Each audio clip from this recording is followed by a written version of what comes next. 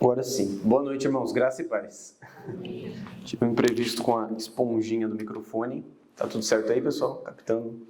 É uma alegria estar com vocês essa noite. Agradeço o convite ao Daniel, a Flávia, o pessoal que chamou. E espero contribuir com vocês nessa semana que com certeza está sendo bênção. O reverendo Gessner veio aqui e vai continuar sendo. E o tema que me foi proposto para falar é o pecado da nudez. É um tema extremamente importante que eu espero conseguir, pelo menos, arranhar a superfície com vocês. É uma palestra, não é uma pregação expositiva, portanto, a gente não vai focar em um único texto da Bíblia, a gente vai passear por alguns textos dela, da Escritura, mas eu só quero ler um verso com vocês para começar a palestra, e é o verso que dá o tom da nossa conversa de hoje, que está em Provérbios, capítulo 27, verso 20. Provérbios 27, 20 diz assim: O mundo dos mortos e o abismo nunca se fartam, e os olhos do ser humano nunca se satisfazem. Diz o texto, para quem achou agora, o mundo dos mortos e o abismo nunca se fartam, e os olhos do ser humano nunca se satisfazem. Existe uma música famosa do Frank Valli que se chama Can't Take My Eyes Off You. A música traduzida é Não Posso Tirar Meus Olhos de Você. Essa música está em um filme da minha época, que muitos adolescentes aqui talvez não tenham visto, mas era muito famoso quando eu era jovem. Quer dizer, sou jovem ainda, quando eu era adolescente, tá? E é o filme 10 Coisas que Eu Odeio em Você. É um filme jovem, bem legalzinho, uma comédia romântica aí para ver com seu crush, que vale a pena, tá? E esse filme tem essa música, que é um dos pontos mais legais do filme, que é quando o protagonista canta para a namorada dele, e uma tradução rápida dessa música diz mais ou menos o seguinte: Você é boa demais para ser verdade, não consigo tirar meus olhos de você. Te tocar seria como tocar o céu, eu quero tanto te abraçar. Finalmente o amor chegou e agradeço a Deus por estar vivo. Você é boa demais para ser verdade, eu não consigo tirar os meus olhos de você. Só de te ver fico fraco, não sobram palavras para falar. Mas se você se sente como eu me sinto, por favor, me deixe saber que é real. Você é boa demais para ser verdade, não consigo tirar meus olhos de você. Talvez você já tenha se sentido assim alguma vez, impossibilitado de tirar os olhos de algo, de alguma pessoa. Sabe, aquela pessoa, aquela mocinha que você fica olhando na igreja e que você tenta tirar o olho dela, não consegue, e você olha no mesmo tempo e ela olha junto, você fica sem graça. Ou você, menina, que fica com os olhos o tempo todo naquele rapaz, músico da igreja, que toca e vai embora do culto e não vem na escola dominical. Você já deve ter tido essa experiência de não conseguir tirar os olhos de alguma pessoa. E existe também a experiência de colocar os olhos em algo mal, algo que não é bom. Talvez no trânsito, vindo para cá, em algum outro lugar, você já teve a experiência de passar por um lugar, tá um pouco de trânsito, e aí você percebe que está trânsito porque teve um acidente, todo mundo para ver o acidente. E aí quando chega a sua vez, o que você faz? Você para e olha para o acidente também, e fica olhando para aquilo, colocando os olhos em uma coisa que não é boa. E será que você também já conseguiu algo? Será que você também já colocou alguma vez os olhos em algo que você não deveria ter colocado?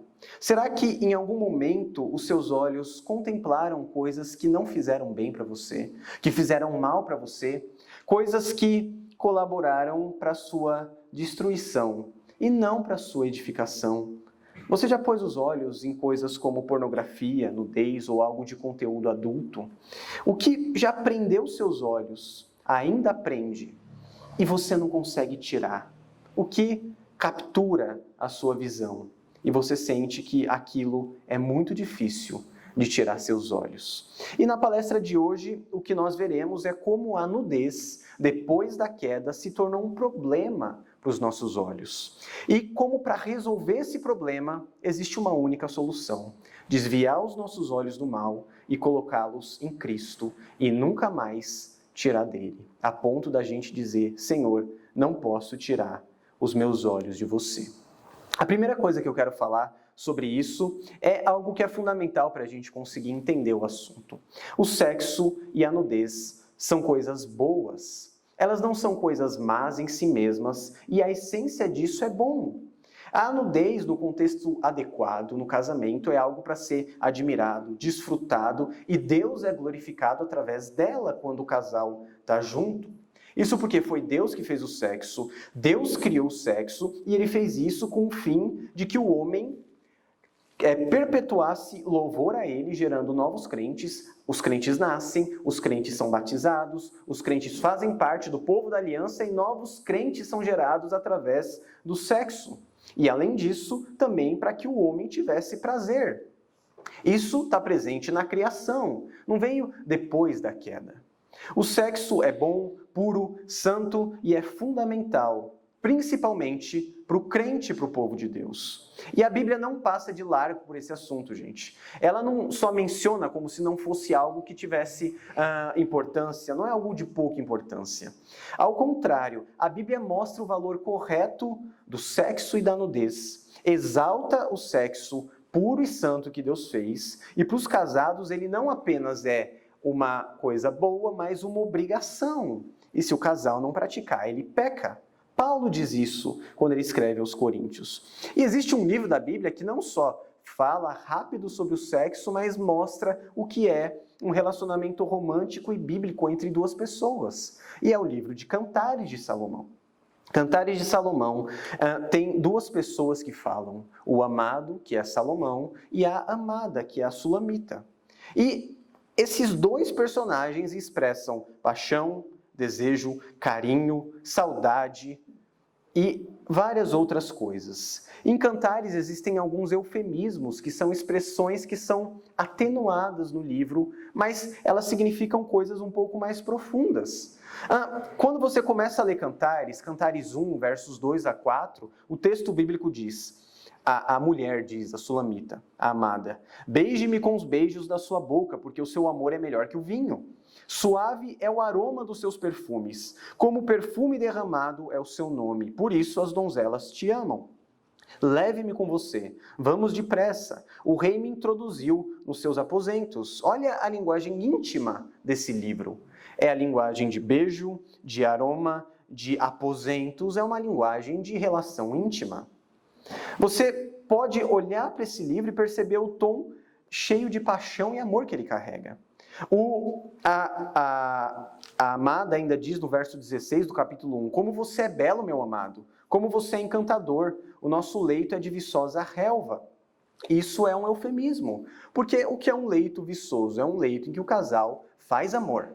É um leito em que eles estão juntos celebrando isso, nos despidos um diante do outro, porque foi assim que Deus os fez. E é assim que as pessoas aproveitam o amor. Eles se amam ali, estão juntos ali, e tudo isso é bom.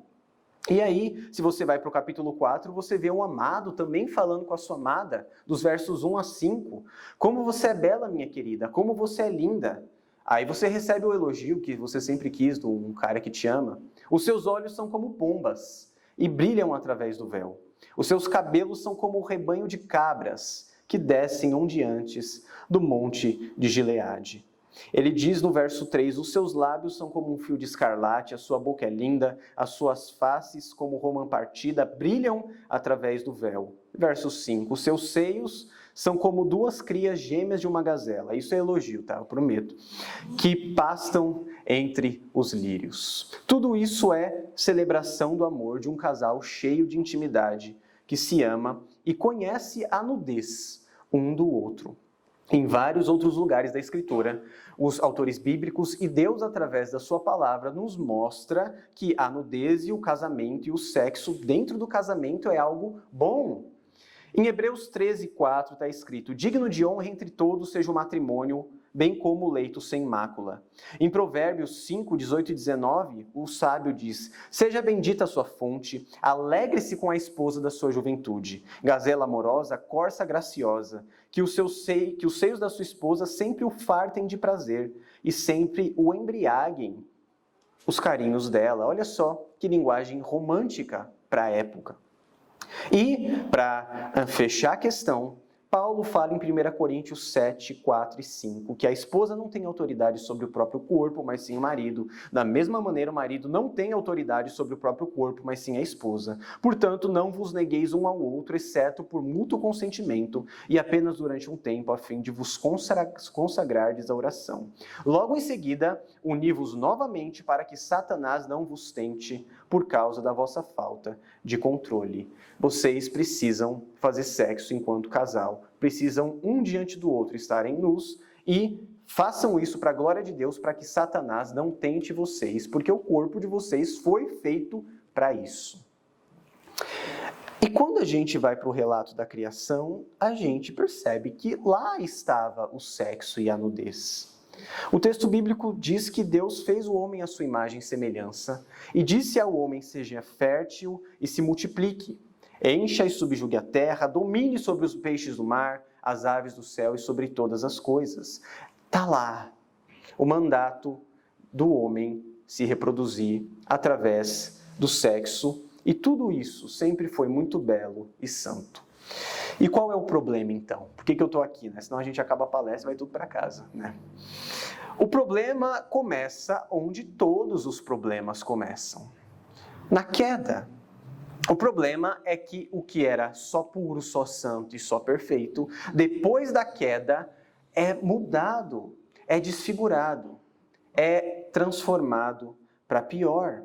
Na queda, irmãos, a imagem de Deus no homem é manchada, é desfigurada. E é a tal ponto sério o que acontece na queda, que quando a gente vai para Gênesis, capítulo 3, versos 15 a 21, nós nos deparamos com Deus lançando sobre o homem um juízo, maldição sobre o homem, por causa do pecado. Deus fala a Adão: por ter dado ouvidos à voz da sua mulher e comido da árvore que eu havia ordenado que não comesse, maldita é a terra por sua causa, Adão. Em fadigas você obterá dela o sustento durante todos os dias da sua vida. E no verso 14 acima, ele fala para a mulher que aumentaria muito os sofrimentos da gravidez dela, e com dor ela daria à luz filhos. E quando a gente vai para o verso 21, o texto diz que Deus fez roupas de peles com as quais vestiu Adão e sua mulher. Perceba o seguinte: quando acontece a queda, surge um problema que não existia antes dela. Óbvio, né? Primeiro, que a reprodução seria acrescida de dores. O que isso significa? Várias coisas. Uma delas é que a mulher não geraria apenas filhos crentes.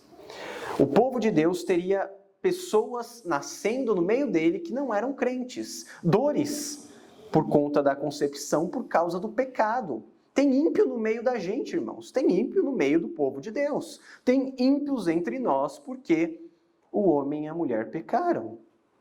E o casamento é afetado quando a queda ocorre. O homem e a mulher teriam problemas, desavenças, brigas. A mulher tentaria usurpar a autoridade do marido, dominar sobre ele. O marido seria tentado a não assumir a responsabilidade, a se eximir do que ele deveria fazer, a não liderar, a não cumprir seu papel.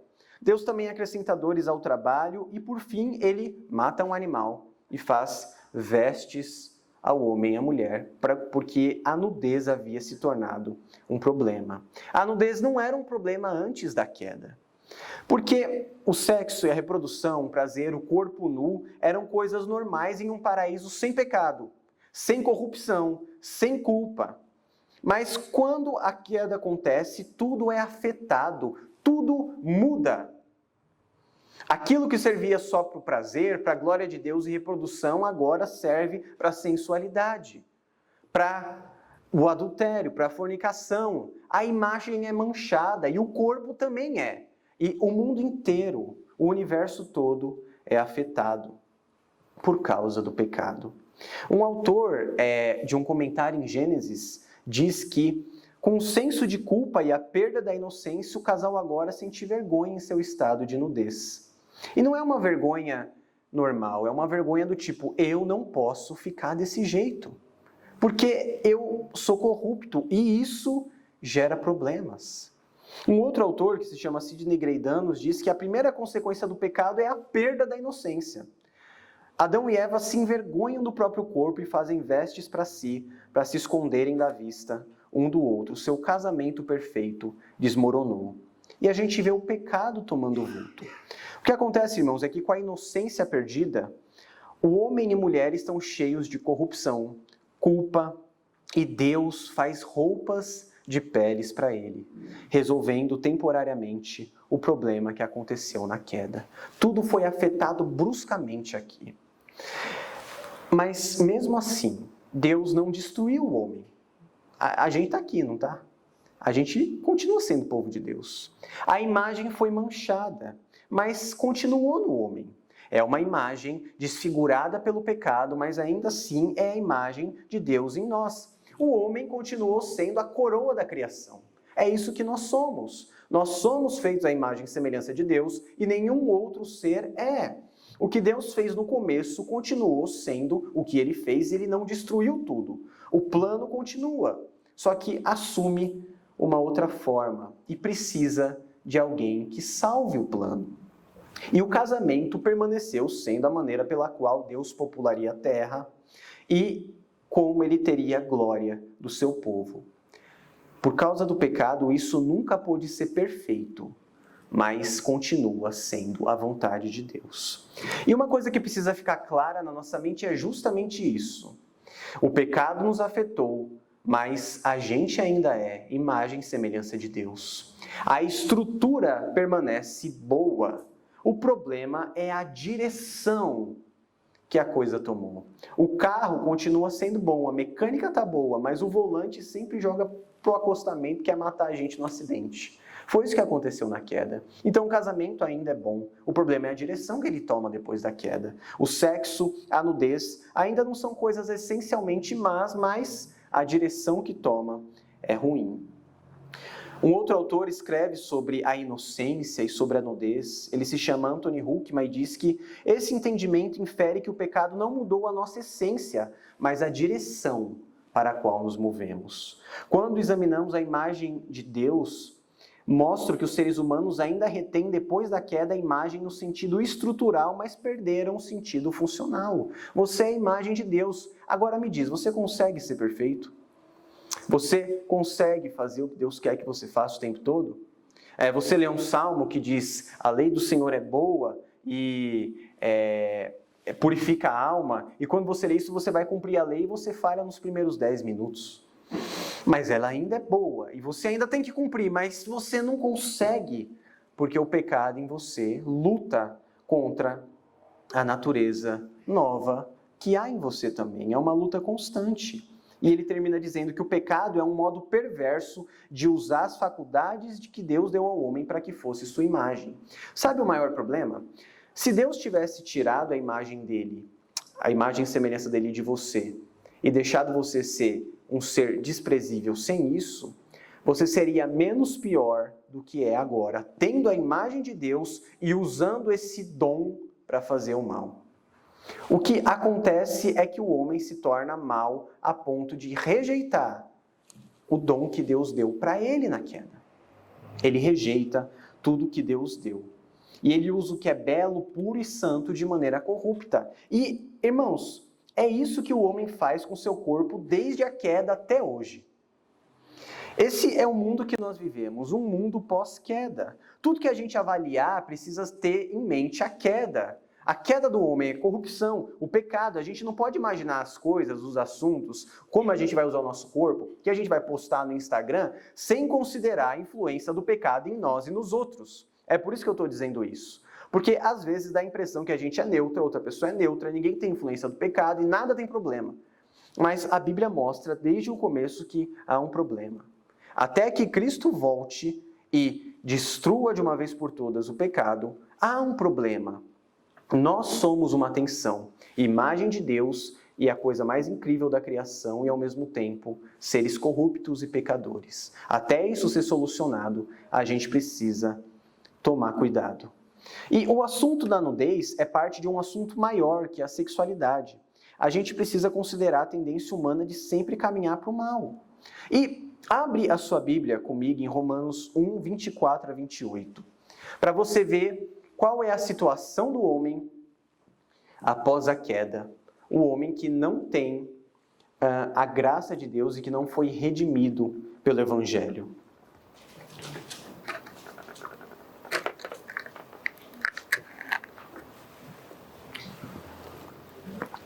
Isso aqui é Paulo falando daqueles que não conheceram a graça de Deus e que usam o corpo indevidamente.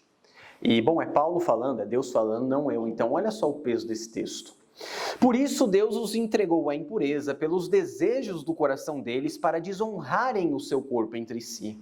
Eles trocaram a verdade de Deus pela mentira, adorando e servindo a criatura em lugar do Criador, o qual é bendito para sempre. Por causa disso, Deus os entregou a paixões vergonhosas.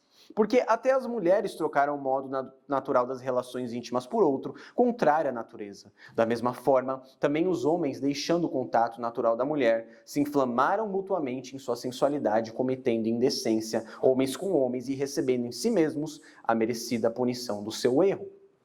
E por haverem desprezado o conhecimento de Deus, o próprio Deus os entregou a um modo de pensar reprovável para praticarem coisas que não convêm.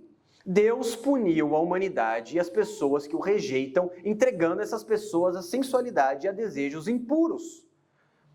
Existe uma graça de Deus no mundo que ainda impede que o homem seja completamente mau, sendo todo mal que ele pode ser. Mas Deus entregou a humanidade a uma disposição mental reprovável, deixando os homens fazerem o que eles querem com o seu corpo.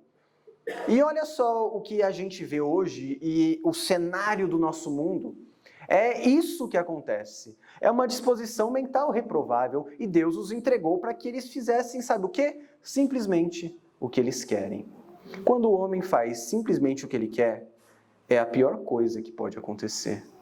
Porque o que o homem quer é o que ele fez lá em Gênesis. O que o homem quer é o que ele fez em Sodoma e Gomorra, no dilúvio. É o que ele segue fazendo nas guerras, em tudo aquilo que é o pior do ser humano. Nós somos maus e sem a graça de Deus, todos nós seríamos como esse texto. É só Deus impedindo que nós façamos justamente o que a nossa carne quer, que a gente tem esperança. Então, depois da queda, tudo se tornou motivo de sensualidade, adultério, fornicação, abuso e etc.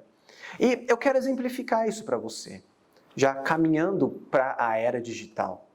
Exemplificar porque eu sei que você pode estar olhando para isso, eu prometo que vai ficar um pouco mais leve daqui a pouco, tá? Eu sei que ainda está na parte mais tensa, mas olhando para como é nosso mundo hoje em dia, como isso se manifesta na prática.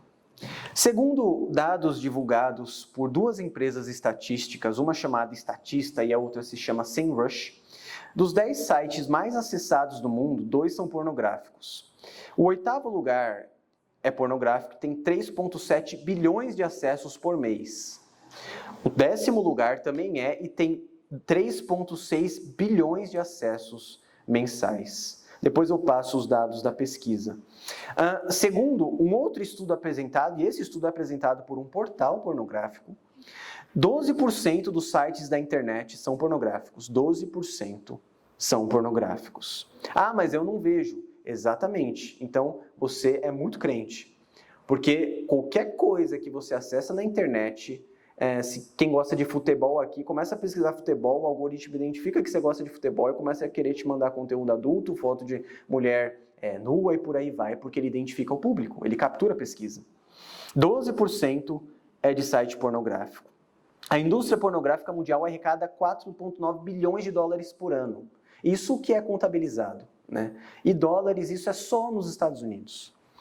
E 25% de todas as buscas feitas em mecanismos de pesquisa no Google são relacionados à pornografia.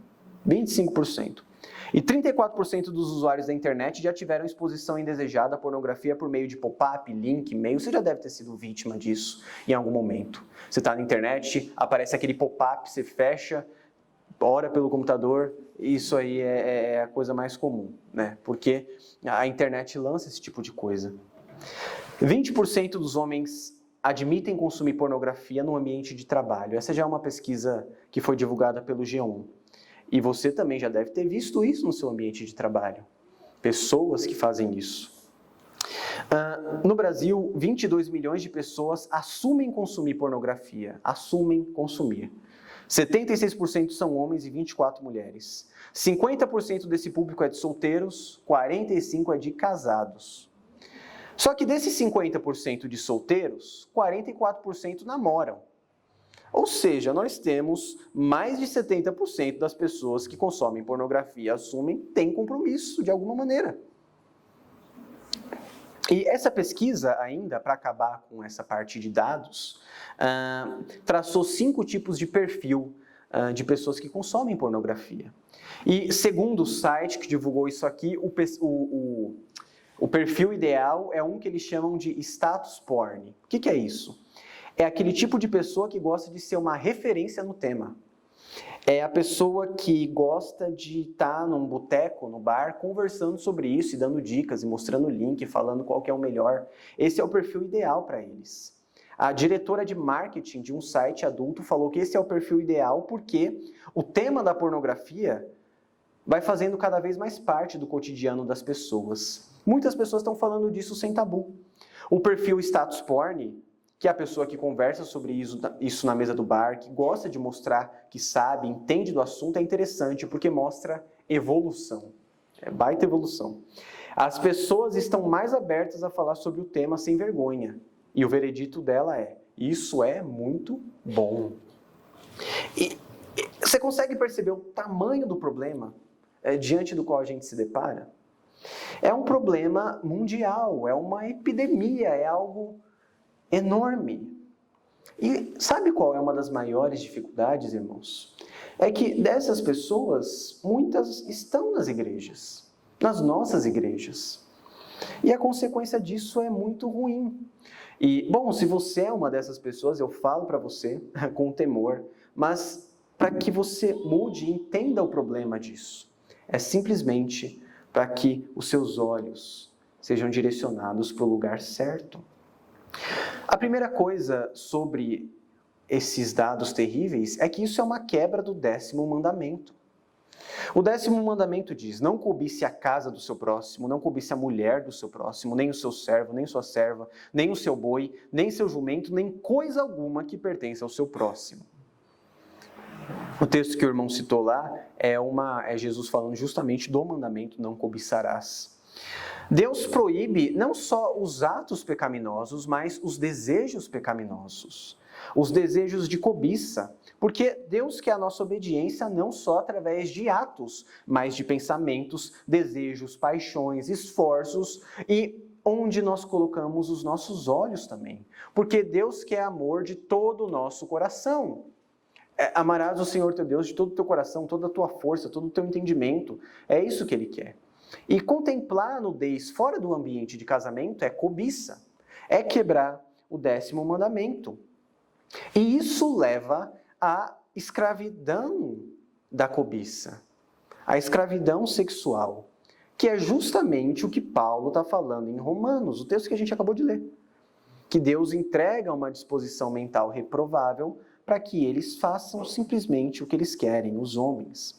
E tudo isso, irmãos, começa onde nós colocamos os nossos olhos.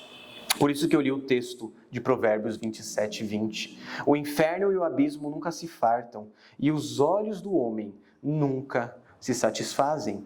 É aí que tudo começa. Porque quando você olha muito para algo, isso começa a se tornar parte de você.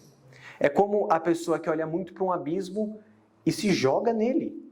Aquilo começa a absorver você, consumir você. E não é diferente com a nudez e a pornografia.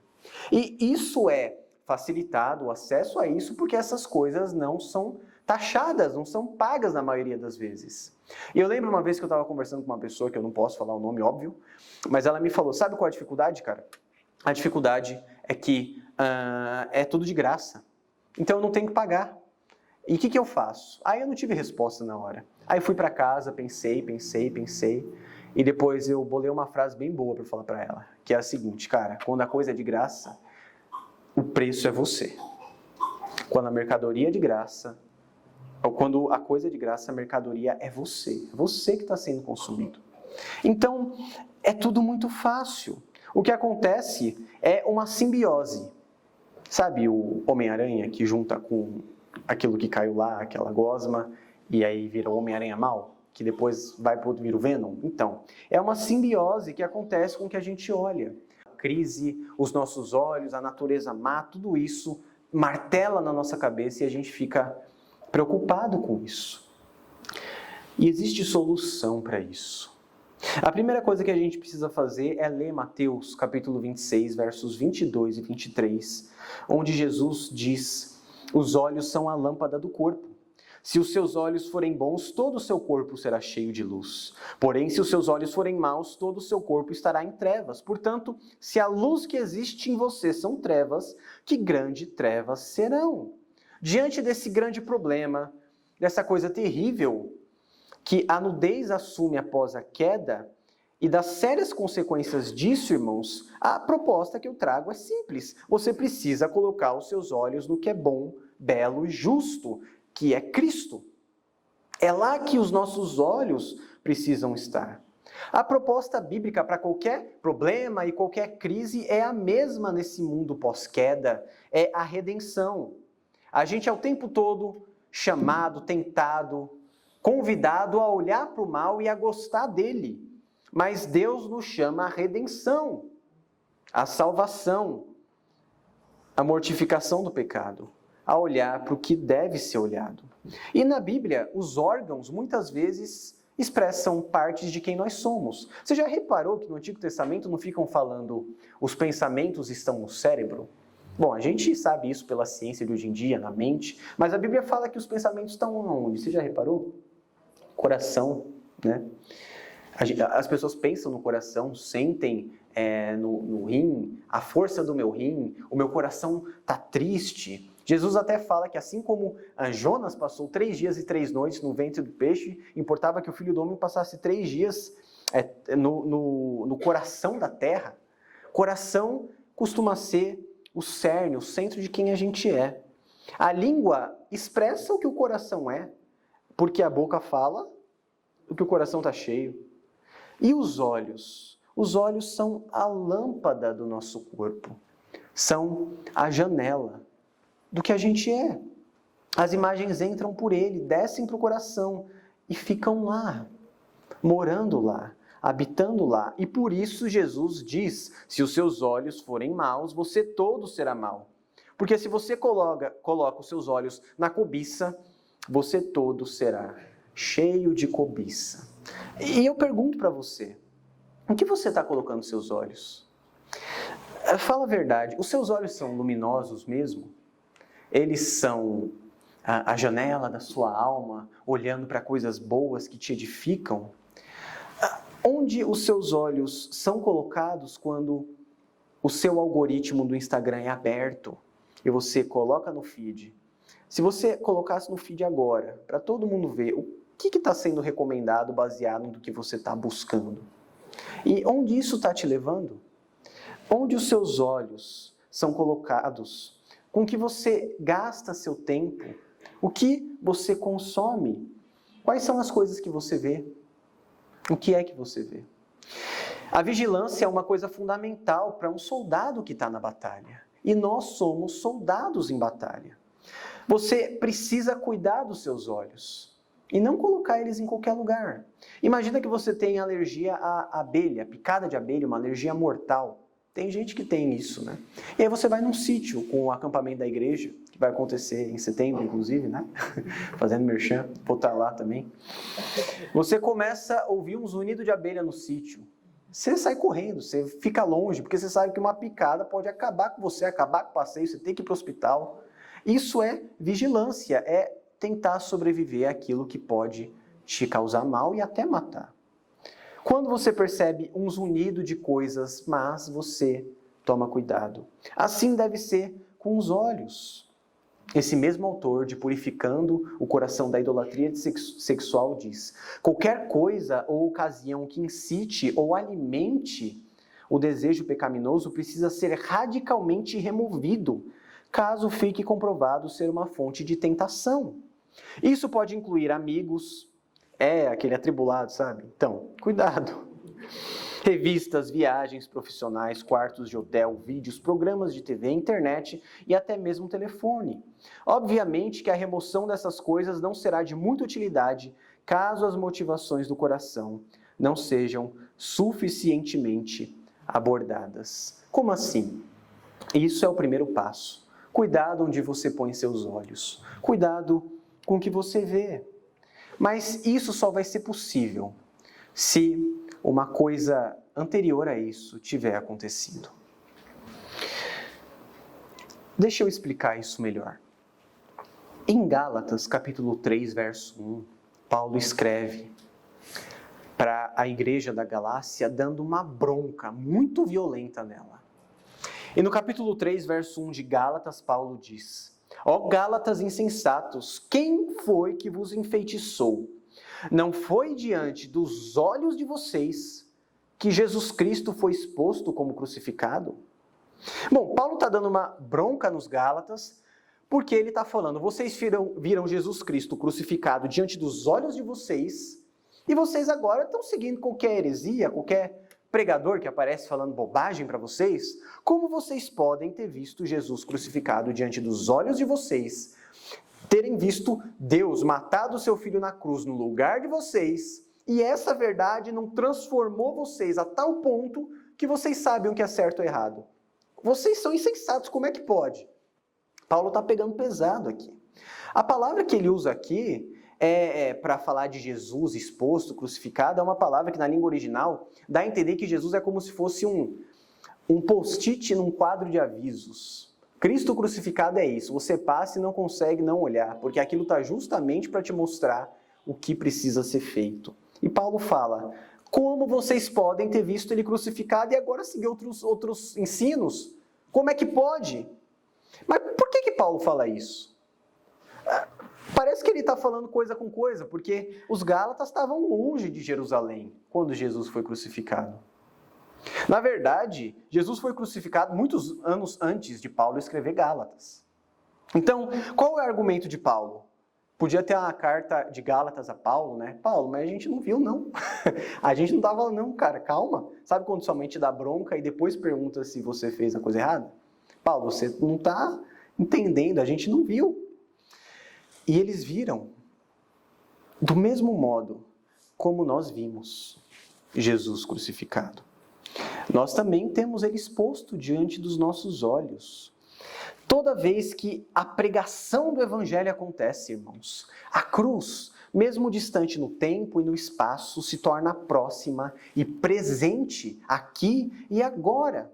Porque a pregação clara e poderosa da cruz materializa o espetáculo de Cristo crucificado diante do povo de Deus. E esse espetáculo pode ser visto por aqueles que têm fé para ver, por aqueles que foram transformados por Cristo, por aqueles que têm o Espírito Santo neles. E através do Espírito Santo, a gente vê o espetáculo da cruz nos nossos dias como os Gálatas viram. Esse é o argumento de Paulo. Vocês têm a palavra e a palavra é Cristo crucificado. Por que vocês estão seguindo coisa errada se Jesus está crucificado sempre diante de vocês? E através da pregação, dos cânticos, da igreja reunida, ele é exposto diante dos nossos olhos. E essa glória é vivida por nós. Mas a curiosidade, o paradoxo é que essa glória é invisível fisicamente. Ou alguém está vendo uma luz descer do céu aqui e a glória de Deus fisicamente? Não.